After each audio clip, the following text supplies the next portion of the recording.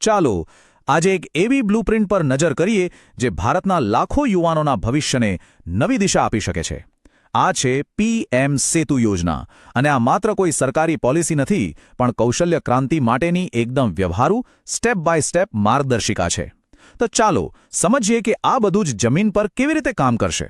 હવે સમસ્યાનું મૂળ ક્યાં છે એ સમજીએ. જુઓ, એક તરફ છે આપણી પરંપરાગત તાલીમ, જૂના ટ્રેન્ડ્સ, જૂની મશીનરી અને મોટાભાગે માત્ર થિયરી પર ચાલતું શિક્ષણ. અને બીજી તરફ છે આજનો આધુનિક ઉદ્યોગ, જેને આપણે ઇન્ડસ્ટ્રી 4.0 કહીએ છીએ, જેને આર્ટિફિશિયલ ઇન્ટેલિજન્સ, રોબોટિક્સ અને આવી હાઈટેક સ્કિલ્સની જરૂર છે. આ બંને વચ્ચે એક બહુ મોટી ખાઈ છે, જે લાખો યુવાનોના ભવિષ્યને જોખમમાં મૂકી રહી છે. અને આ જ ઊંડી ખાઈ પર પુલ બાંધવાનો મહત્વાકાંક્ષી જવાબ છે પીએમ સેતુ. આને માત્ર એક યોજના સમજવાની ભૂલ ન કરતા.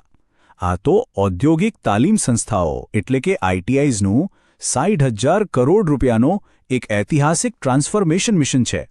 એનો હેતુ માત્ર આઈટીઆઈઝને થોડું રિપેર કરવાનો નથી, પણ તેના પાયાથી લઈને છત સુધી એટલે કે ઇન્ફ્રાસ્ટ્રક્ચરથી લઈને અભ્યાસક્રમ સુધી બધું જ બદલીને યુવાનોની આકાંક્ષાઓને સાચી તકો સાથે જોડવાનો છે. તો સવાલ એ છે કે આટલા મોટા મિશનની શરૂઆત ક્યાંથી થાય? પહેલું અને સૌથી અગત્યનું પગલું છે એક મજબૂત પાયો નાખવાનો. એક એવી ભાગીદારી બનાવવી જે સરકારની શક્તિ અને ઉદ્યોગની કુશળતાને એક સાથે લાવે. ચાલો ઊંડાણમાં જોઈએ કે આ પાર્ટનરશિપ કેવી રીતે બનશે. આ આખી યોજનાનું એન્જિન છે આ સ્પેશિયલ પર્પઝ વ્હીકલ, ટૂંકમાં એસપીવી. અને સમજી લો, આ કોઈ સામાન્ય સરકારી કમિટી નથી. આ એક બિનનફાકારક કંપની છે જેમાં ઉદ્યોગ જગતના દિગ્ગજો ડ્રાઇવિંગ સીટ પર બેસશે. એનું મતલબ કે તેઓ જ સંચાલન કરશે, અભ્યાસક્રમ બનાવશે અને સૌથી અગત્યનું, વિદ્યાર્થીઓને નોકરી અપાવવાની સંપૂર્ણ જવાબદારી પણ તેમની જ રહેશે. આને કહેવાય સાચી ભાગીદારી. અને અહીંયા જ આ મોડેલની ખરી ખૂબી છુપાયેલી છે.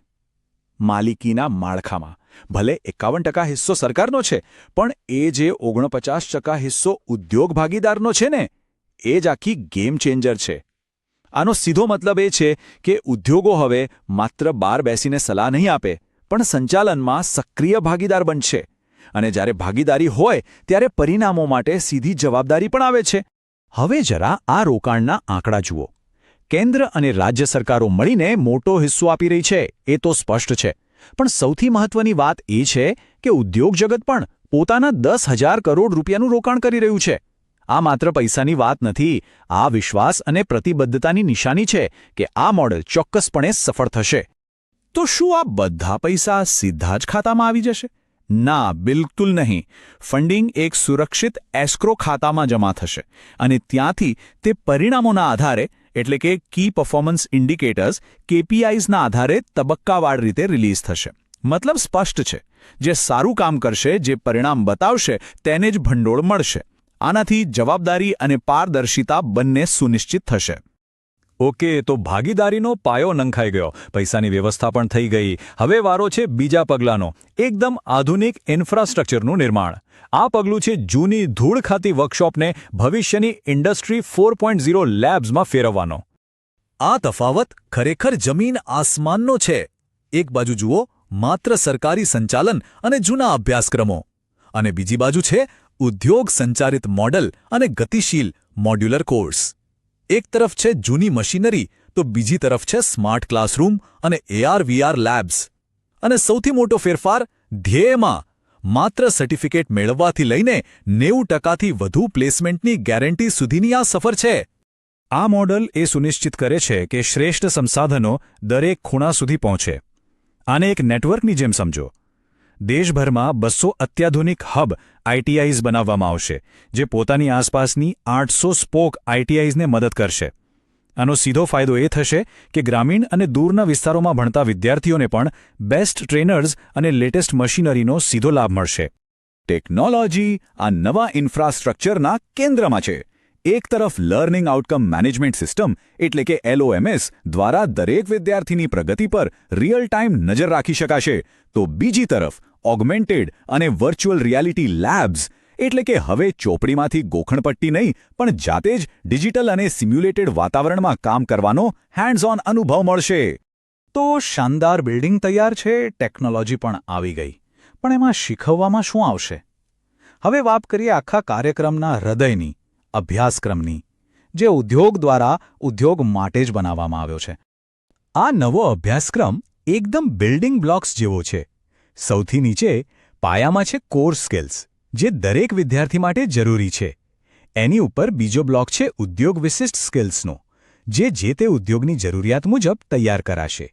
અને સૌથી ઉપર છે ઓન ધ જોબ ટ્રેનિંગ, જેમાં વિદ્યાર્થી વાસ્તવિક ફેક્ટરીમાં જઈને કામ શીખશે. આનાથી અભ્યાસક્રમ ખૂબ જ લવચીક અને પ્રેક્ટિકલ બને છે. અને આ કોઈ જૂના જમાનાના ટ્રેડ નથી. અભ્યાસક્રમમાં ભવિષ્ય તરફ એક મોટી છલાંગ લગાવવામાં આવી છે. આ એવા ક્ષેત્રો છે જે આવતીકાલના અર્થતંત્રને ચલાવશે. ઇલેક્ટ્રિક વ્હીકલ્સથી લઈને રોબોટિક્સ સુધી અને ડ્રોન ટેકનોલોજીથી લઈને સાયબર સિક્યુરિટી સુધી. આ એ જ સ્કિલ્સ છે જેની આવનારા સમયમાં સૌથી વધુ માંગ હશે. ઓકે, તો આપણે ભાગીદારી જોઈ, ઇન્ફ્રાસ્ટ્રક્ચર સમજ્યું અને અભ્યાસક્રમ પણ જોઈ લીધો. પણ આ બધાનો અંતિમ મુકામ શું છે? આ આખી મહેનત આપણને ક્યાં લઈ જશે? ચાલો હવે પરિણામની વાત કરીએ. આ માત્ર એક તાલીમ કાર્યક્રમ નથી, એનાથી પણ કંઈક વિશેષ છે. આ એક રોજગાર ક્ષમતાનું ઇકોસિસ્ટમ બનાવે છે. એને એક ફ્લાયવ્હીલની જેમ વિચારો. કુશળ યુવાનો ઉદ્યોગોને મજબૂત કરશે, મજબૂત ઉદ્યોગો વધુ રોકાણ લાવશે અને વધુ રોકાણથી વધુ નોકરીઓ બનશે.